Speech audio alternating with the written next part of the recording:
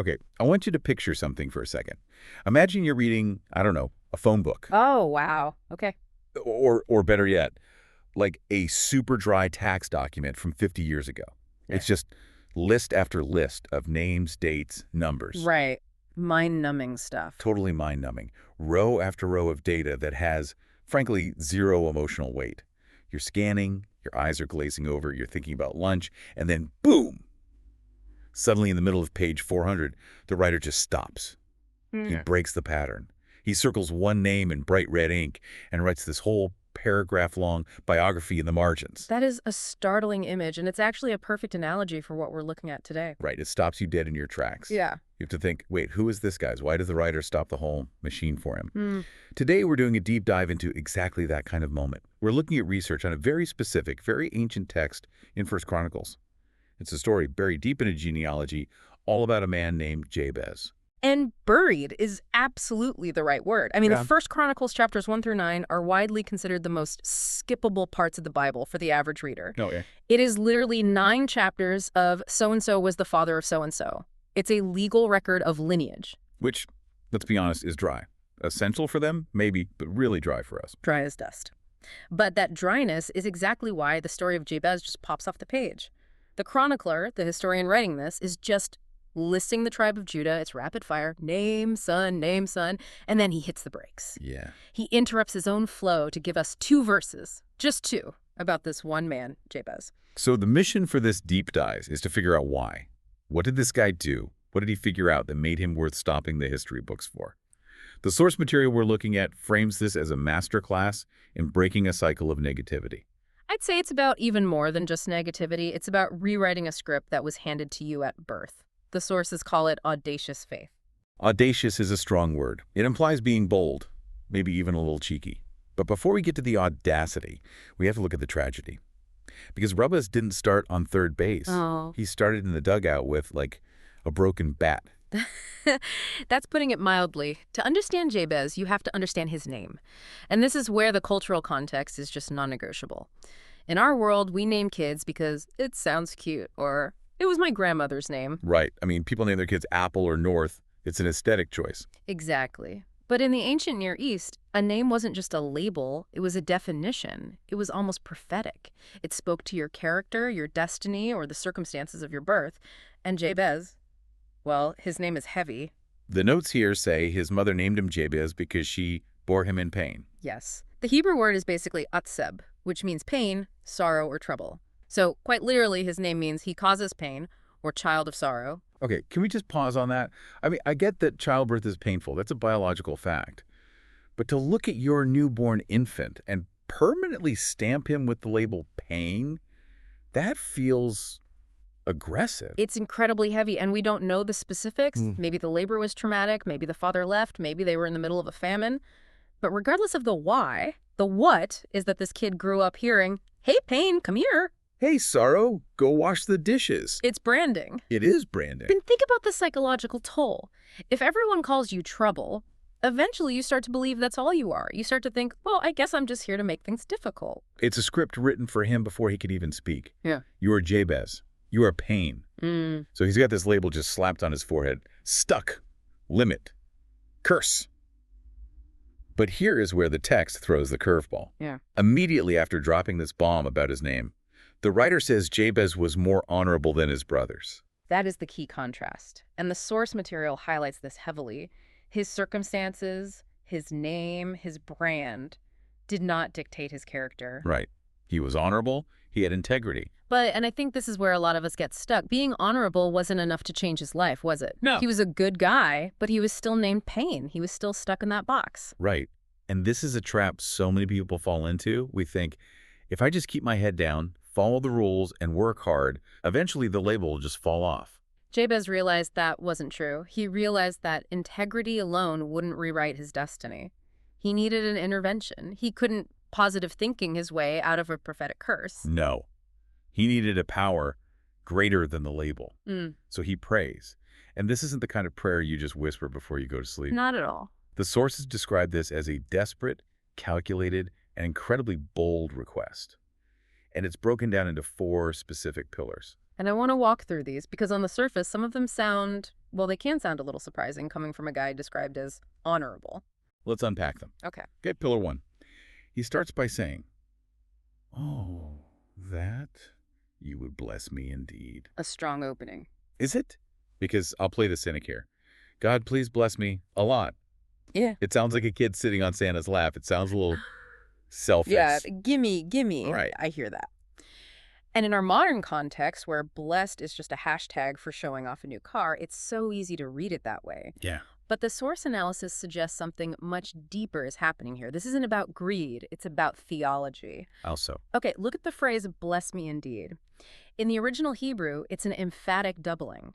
He's asking for the true, unadulterated favor of God. But by asking for this, Jabez is making a radical statement about who he believes God is. Remember, his name says his life is supposed to be sorrow. By asking for a blessing, he is rejecting that narrative and declaring that God is a God of goodness. So he's looking at his life, which has been defined by scarcity and pain, and he's basically betting his whole future on the idea that God is actually generous. Exactly. He connects to the nature of the giver. Yeah. There's a parallel here to Matthew 7:11, where Jesus says, God knows how to give good gifts. Jabez is refusing to believe that God wants him to be miserable. He's saying, I know my name is pain, but I believe your nature is blessing. It's an act of trust, not greed. Okay, I can see that. It's a huge mindset shift from, I guess I deserve to suffer, to God actually wants good for me. But let's look at pillar two, because this is where the selfish alarm bells usually ring even louder for people. He prays, enlarge my territory. The famous territory clause. Right. God, I want more land. I want a bigger office. I want a bigger audience. Again, playing devil's advocate, isn't ambition dangerous? Shouldn't he be content with the lot he was given? That is the tension, isn't it? We're often taught that contentment means just staying small. Yeah. But the expert commentary on this is fascinating. In an agricultural society, territory wasn't just real estate to hoard, it was your capacity to produce. I mean, more land means more crops. More crops, more food, more ability to support your extended family, more ability to give. The source suggests we should view territory as a metaphor for influence or impact. So he's not saying, give me a bigger house for me. He's saying, give me a bigger field to work in. Yes, and think about the implications of that. If you ask your boss for more territory, say a bigger project or a larger team, are you asking for a vacation? No way. You're asking for more stress. You're asking for late nights. You're asking for more problems to solve. Exactly. Requesting enlarged territory is actually requesting more responsibility. It's saying, God, I've hit the ceiling of what I can do for you in this current box. Break the walls down. Use me more. That reframes it completely. It's not about accumulation. It's about capacity. It connects to that verse in Psalm 2 about the nations being an inheritance. It does. It's looking at the limits placed on you, whether it's your job, your education, your background, and saying, I refuse to settle for this boundary line. But here's the catch. If you get that bigger territory, if you get that influence, you are now in a very dangerous position. Because now you have more to lose. And because you're likely out of your depth. New levels, new devils, as they say. If your territory expands, your resources are stretched thin, you're more visible, which means you're more criticizable. Which leads perfectly into pillar 3. It's like Jabez knew that more territory was a trap if he tried to do it alone. So he prays that your hand would be with me. This is the safety net. This is the piece that proves this whole prayer isn't just an ego trip. So what does the hand of God actually mean in this context? It sounds poetic, but is it just a metaphor for, like, good vibes? It's much more concrete than that. In biblical literature, the hand of God usually represents his power and his presence. Okay. Think of a father holding a toddler's hand in a crowded market. It's guidance, but it's also protection and strength. So it's an admission of dependence. 100%. This is Jabez admitting, God, if you answer my second prayer and give me this huge territory, I am going to be crushed under the weight of it unless you carry it with me. I feel like we see that a lot in our culture. We see people who hustle, they grind, they get the enlarged territory, the fame, the money, the CEO title, but they don't have the hand with them. Right. And what happens? Burnout, moral failure, collapse. They got the gift, but they disconnected from the giver. Jabez is smart enough to know that a God-sized calling requires God-sized strength. He's linking the request for influence directly to a request for presence. It's that Isaiah 41 concept. I will uphold you with my righteous right hand. It's a partnership. Okay, so we have blessing, which is theology, territory, which is influence, and the hand, empowerment. But the final pillar, this one circles right back to the very beginning, to the scar tissue. It does. Pillar 4 is, and that you would keep me from evil, that I may not cause pain. That I may not cause pain. He uses the word for his own name. He does. And this is, for me, the most poignant part of the prayer. He's looking at his legacy. He knows his name is sorrow. He knows the story of his birth, and his greatest fear is that he will become what he was named. He's afraid of being a self-fulfilling prophecy. Exactly. He doesn't want to be the cause of sorrow to others. He doesn't want to infect his new territory with his old trauma. That is profound self-awareness. I mean, how many people do we know who get power in large territory, but because they haven't dealt with their own inner junk, they just end up hurting everyone around them? Hurt people hurt people. Jabez is asking to break that cycle. He's asking for protection, yes, but specifically protection from evil, both external evil and the evil of his own potential to cause pain. It's basically the deliver us from evil line from the Lord's Prayer, just hundreds of years early. It is. It's a request for holiness. He's saying, Lord, change my character so that I don't leave a trail of Jabez, a trail of pain behind me. Yeah. He wants his legacy to be a blessing, not a curse. So let's look at the whole package deal here. He asks for supernatural favor, which is blessing, expanded influence, territory, divine power, the hand, and character protection. Keep me from evil. It's a holistic prayer. It covers everything, past, present, and future. Now, if this were a movie, this is the part where there's a training montage or a long period of waiting or some dramatic battle. Right. But the text is shockingly brief about the result. It is. Verse 10 simply ends with, so God granted him what he requested. That's it. So God granted him what he requested, period. No negotiation. No wait 10 years. No, well, you're not quite ready. The source emphasizes the immediacy of it. God honored the boldness. And I think that's why this story survived. I mean, Jabez isn't a king. He didn't slay a giant like David. He didn't part the Red Sea like Moses. He's just a guy who refused to accept the label pain and believed God was good enough to change it. And that's the takeaway the sources are driving at. The difference between Jabez and everyone else in that genealogy wasn't his talent. It was his audacity. He prayed with what the source calls audacious faith. Let's talk about that before we wrap up. Audacious faith versus safe prayers. Because I feel like most of us, and I'm including myself here, we hedge our bets when we pray. We do. We pray vaguely. God be with everyone. God bless the world. Why do we do that? Is it because we're trying to be humble? Well, Or is it because we're afraid? I think it's fear masquerading as humility. If I pray a vague prayer, I don't have to face the disappointment of a specific no.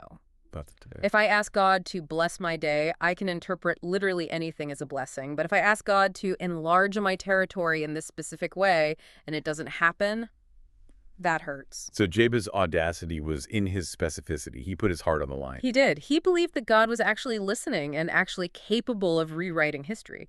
He didn't let his past dictate his prayer life, as one of the sources put it. Your past is not your prophecy. Your prayer is. Yeah, that is a bumper sticker waiting to happen. Your past is not your prophecy. But it requires that shift in mindset. You have to stop viewing your limit, whether it's your bank account, your anxiety, your family history, as a wall. You have to start viewing it as the place where you invite God to work. And realizing that asking for more isn't selfish if the goal is to be used more. Precisely. God isn't intimidated by big requests. He invited them.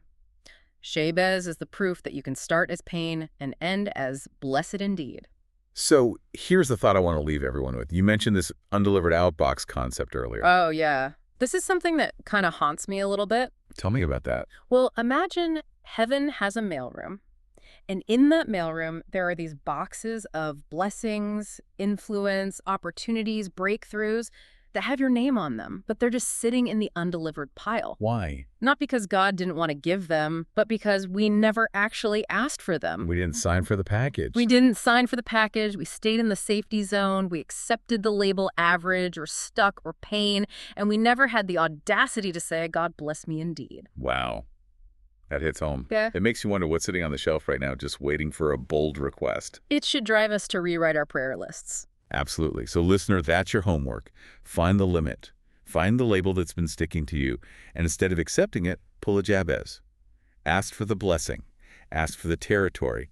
Ask for the hand. And ask for the character to handle it. And believe that the answer can be as simple. So God granted what he requested.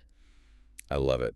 I am believing with you for some serious territory expansion this week. Thanks for diving deep with us into this little hidden gem of history. We'll catch you on the next one. Take care.